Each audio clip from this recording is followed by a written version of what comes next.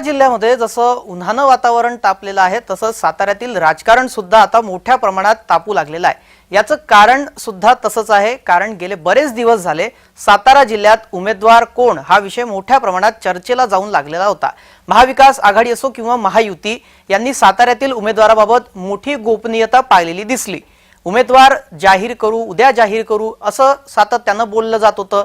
आता लोकसभेसाठीची अर्ज भरण्याची तारीख जवळ आली तरी सुद्धा कोणताच पक्षाने आपला उमेदवार जाहीर केला नव्हता। त्यामुळे साताऱ्यातील राजकीय वातावरण तापलेलं होतं। महाविकास आघाडीकडून इथं उमेदवार जाहीर करण्यात आलेला आहे, मात्र महायुतीच्या उमेदवाराची अद्याप प्रतीक्षा आहे। सध्या साताऱ्यातल्या राजकीय परिस्थितीबाबत जे विशेषमध्ये चर्चा करूया। आता मात्र या चर्चांना महाविकास आघाडीकडून पूर्णविराम देण्यात आलेला आहे, कारण सातारा जिल्ह्यासाठी राशप गट यांच्याकडून शशिकांत शिंदे यांच्या नावावर शिक्कामोर्तब करण्यात आलेला आहे। तसं बघायला गेलं तर महाविकास आघाडीकडून विद्यमान खासदार श्रीनिवास पाटील, बाळासाहेब पाटील, सारंग पाटील यांची सुद्धा नाव आघाडीवर होती, परंतु विद्यमान खासदार श्रीनिवास पाटील यांनी आपल्या तब्येतीचं कारण देऊन आपण ही निवडणूक लढवणार नसल्याचं जाहीर केलं। त्यानंतर मात्र साताऱ्यात कोण लढवणार हा मुद्दा कळीचा झाला होता। त्यातच काही दिवसांपूर्वी कोरेगावचे आमदार शशिकांत शिंदे यांनी कोण लढवतंय का बघा, नाहीतर आपण लढवायला तयार आहोत असं त्यांनी वक्तव्य केलं होतं।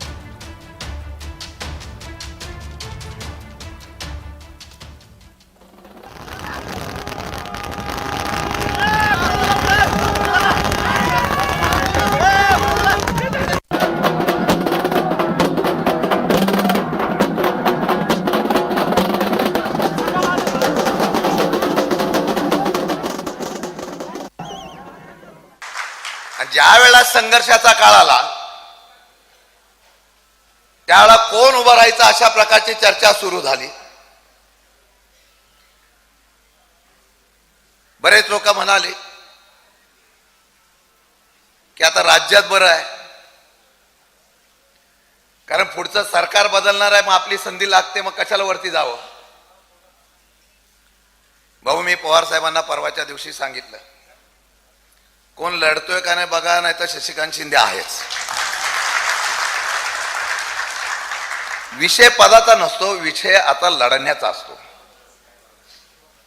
ज्या वेळेला संघर्षासाठी आपले नेते उभे राहतात त्यावेळेला संघर्ष करण्यासाठी सैन्याने सुद्धा तसंच उभं राहायला पाहिजे, या विचाराचा मी कार्यकर्ता आहे। परिणामाचा विचार आम्ही कधी केला नाही। शशिकांत शिंदे यांच्या या वक्तव्यानंतर शरद पवार यांची साताऱ्यामध्ये पत्रकार परिषद झाली। यामध्ये सुद्धा शरद पवारांनी आपल्या उमेदवाराबाबत स्पष्ट काही सांगितलं नव्हतं। पत्रकारांनी खोदून विचारल्यानंतर आपल्या डाव्या बाजूला शशिकांत शिंदे आणि उजव्या बाजूला बाळासाहेब पाटील आहेत, यापैकी कुणाला तरी उमेदवारी देणार असं शरद पवार यांनी म्हटलं होतं। काय म्हणाले होते शरद पवार तेही पाहूया। बाळासाहेब पाटील की शशिकांत शिंदे? बाळासाहेब पाटील की शशिकांत शिंदे?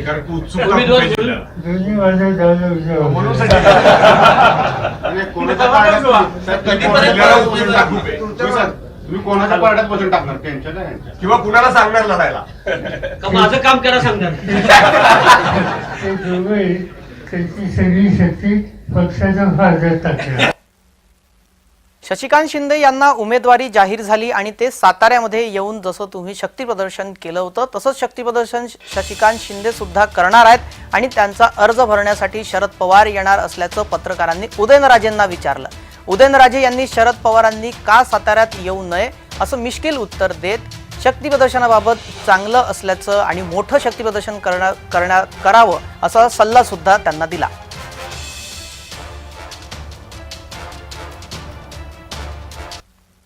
एका काळी एवढं प्रभावी असणारा पक्ष आज त्याची ही अवस्था कशामुळे झाली? म्हणजे मी बोलण्यापेक्षा सर्वसामान्य लोकांना तुम्ही जाऊन त्यांच्याकडनं तुम्ही माहिती घ्या ना। लोक कंटाळेत, एकदा दोनदा तीनदा चारदा पाचदा 6 7 8 कधीतरी। हे लोक काय मूर्ख नाहीत।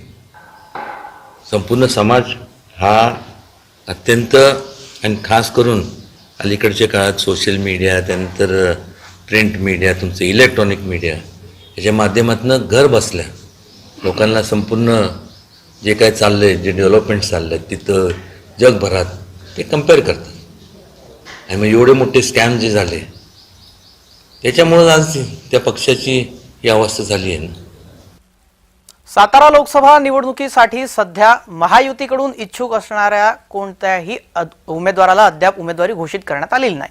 महायुतीची उमेदवारी आपल्याला मिळावी यासाठी खासदार उदयनराजे भोसले, अण्णासाहेब पाटील, आर्थिक विकास महामंडळाचे अध्यक्ष नरेंद्र पाटील, पुरुषोत्तम जाधव, अन्य काही जणांनी प्रयत्न सुरू केलेले आहेत. असे असताना महायुतीच्या कराडमधील मेळाव्यामध्ये नरेंद्र पाटील यांनी थेट खासदार उदयनराजे भोसले यांच्या समोरच सातारा लोकसभा लढवण्याची इच्छा व्यक्त करून आमचे दिल्लीत कोणतेही संपर्क नाहीत, मुंबई सागर बंगल्यावर आम्ही जातो अशी टिप्पणी करून त्यांनी उपस्थितांचं लक्ष वेधलं होतं.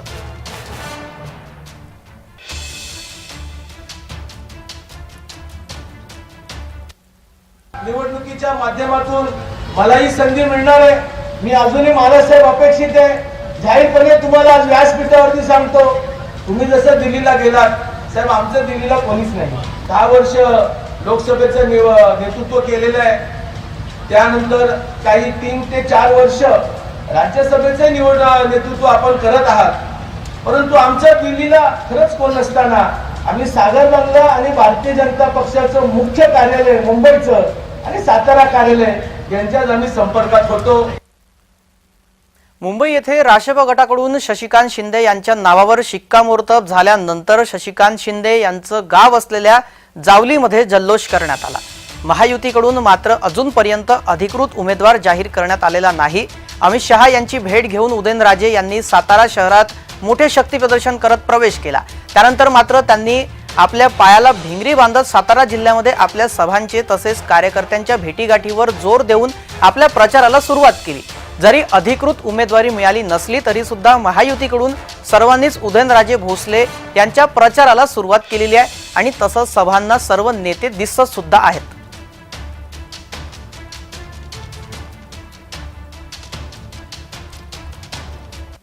उदयनराजेंचे कार्यकर्ते कामाला लागलेत. आमदार श्रीमंत छत्रपती शिवेंद्रसिंहराजे कामाला लागलेत. मनोज घोरपडे कामाला लागलेत. त्यानंतर शंभूराज देसाईंनी कंबर कसलेली आहे. आमदार महेश शिंदेंनी कंबर कसलेली आहे. असं असताना भाजप अद्यापही उदयनराजेंचं नाव अधिकृतरित्या जाहीर करत नसल्यामुळं अजूनही संभ्रमावस्था लोकांमध्ये आहे. उमेदवारी निश्चित मिळणार यात तिळमात्र शंका नाही.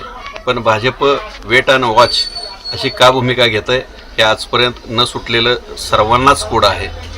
ज्या पद्धतीनं आत्ता निवडणुकीचं वातावरण तापतंय किंवा आज शशिकांत शिंदेंचं उमेदवारी जाहीर झाल्यानंतर जी उलटसुलट चर्चा सुरू होती त्यावरून तरी असं जाणवतंय ही निवडणूक निश्चितपणे अटीतटीची आणि फार चुरशीची होईल, लक्षवेधी होईल आणि महाराष्ट्रात एक वेगळ्या वळणावर प्रचार गेलेला असेल अशा पद्धतीची होईल. साताऱ्यामध्ये राजकीय वातावरण तापलेलं असताना शशिकांत शिंदे यांची उमेदवारी महाविकास आघाडीने जाहीर केलेली असली तरीही उदयनराजेंकडून आमदार शिवेंद्रराजे भोसले, आमदार शंभूराज देसाई, आमदार महेश शिंदे यांनी कंबर कसलेली असून शशिकांत शिंदे यांना त्यांनी केलेल्या कामाच्या जोरावर ही निवडणूक सामोरे जावे लागणार असून ही लढाई अटीतटीची होणार आहे असं राजकीय विश्लेषक शरद काटकर यांनी सांगितलं.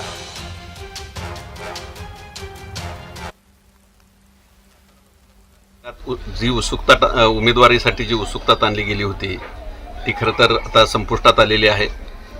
शरद पवारांनी आमदार शशिकांत शिंदे यांचं नाव जाहीर केल्यानं खासदार उदयनराजे विरुद्ध शशिकांत शिंदे अशी लढत भविष्यात तुम्हाला पाहायला मिळेल.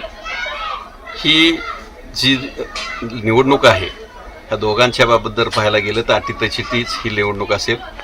कारण उदयनराजेंनी गेल्या महिनाभर जरी मतदारसंघात फार मोठा प्रचाराचा दौरा केला असला तरी देखील एक सर्वसामान्यांचं नेतृत्व आणि पालकमंत्री असताना केलेलं काम, राष्ट्रवादीचं जिल्हा अध्यक्ष असताना केलेलं काम हे जमेची बाजू घेऊन शरद पवारांनी फार मोठा विश्वास खरं तर शशिकांत शिंदेंच्यावर दाखवलेला आहे.